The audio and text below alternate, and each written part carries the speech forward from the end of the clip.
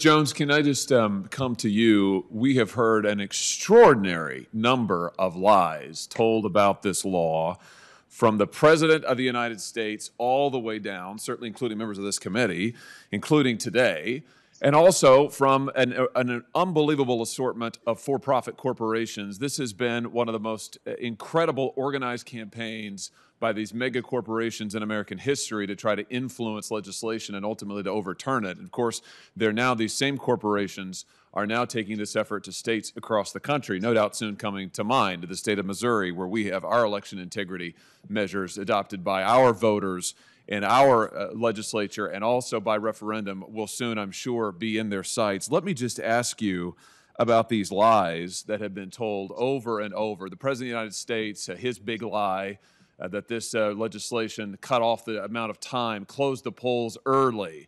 That was a lie. We've heard that water is not made available to people waiting in line. That's a lie. We've seen it told over and over and over. But I want to zero in on the corporations, their unprecedented power. Tell me, why do you think these corporations, so many of them, have been so eager to parrot lies that they know are not true?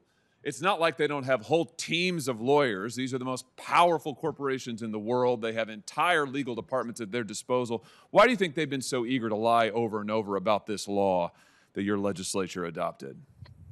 Well, thank you, Senator, for the question. I can't speculate precisely on their motivation, but I can say that if they do have teams of lawyers and people to analyze the bill, their unjustified outrage is really ridiculous. And I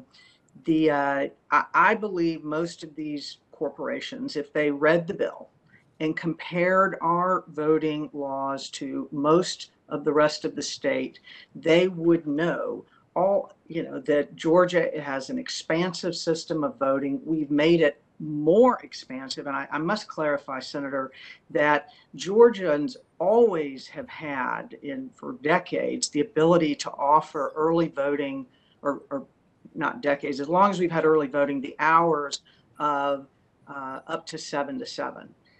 That continues to be the case. What we did was counties that offered fewer than 9 to 5 early voting hours, we've required them. 134 more counties will offer longer early voting.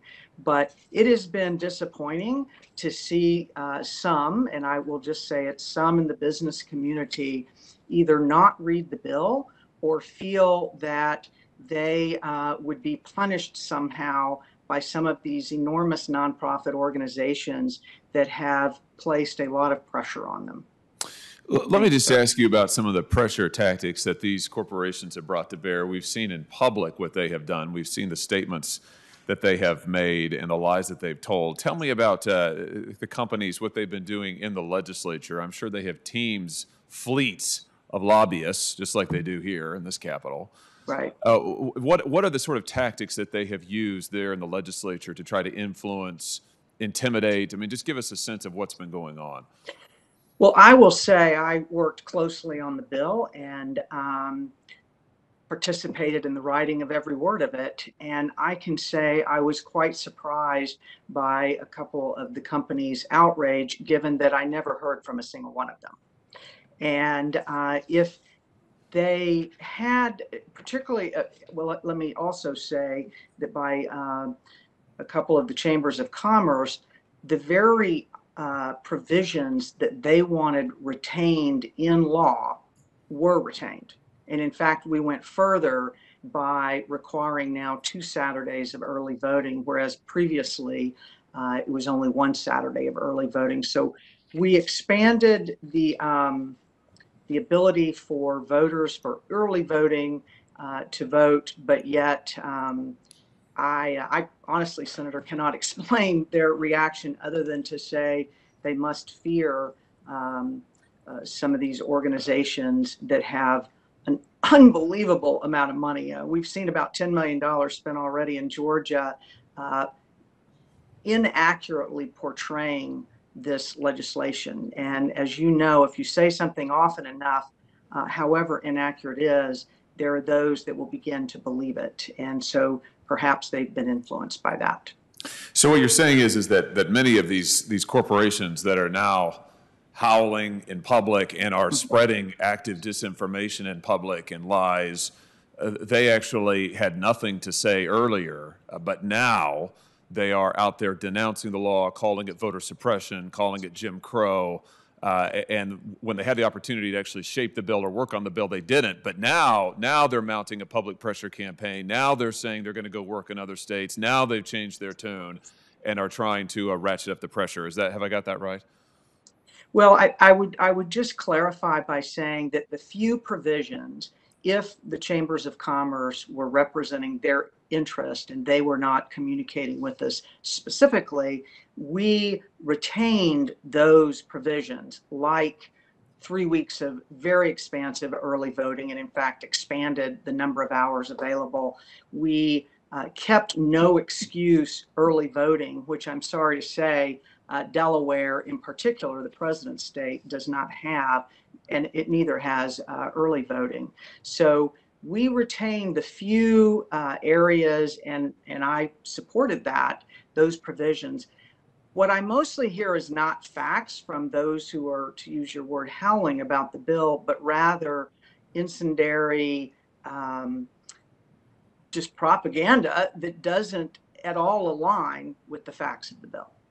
Mr. Garner, let me come just briefly to you and ask you here, thank you, first of all, for being here, and just to ask you about a statement you recently released about H.R. 1. You said, and I'm quoting you now, "Our state constitution requires that a voter must be present to vote unless a voter is absent from the town or city or physically disabled. This would also be taken away with H.R. 1. Contrary to our constitution, H.R. 1 would require no excuse absentee voting, early voting with multiple election days, and continuing to receive and count ballots after the election." Just give us a sense of why these provisions that are in your Constitution are so important in your view for election security in your state.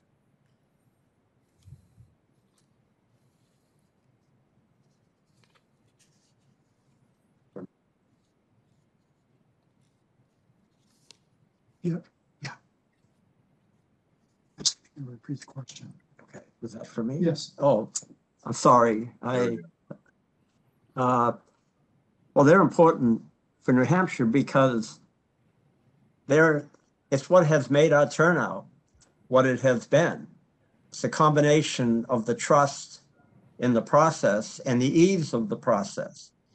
If you take that away from New Hampshire, then we're not going to have the turnout that we have had over the years.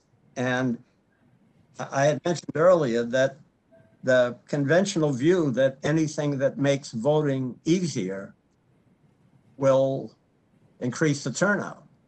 But those charts that I've provided, you can see the facts. That is just not the case. You know, many academics say that Oregon is the state that is the easiest in the country. As everybody has mailed the ballot, they have multiple days, multiple locations. But when Oregon went to that process, they have had a lower turnout than New Hampshire, 7 presidential elections in a row. And before that, when they didn't have it, they were ahead of New Hampshire, 5 presidential elections in a row. And so the states are different. The states have integrity is important. The belief that the process is honest is important. It's a fine balance.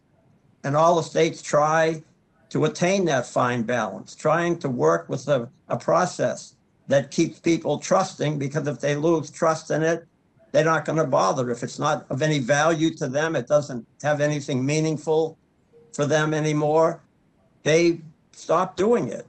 And we're always striving to reach that sort of mid-ground, that people can trust it, but it's also easy. And we've had the 3rd highest turnout, 4 presidential elections in a row based on voting age population. We were 4th, the presidential election before that. And you can see in the charts that I've given you. You can look at all the states. It works for New Hampshire. Thank you, This would Senator. take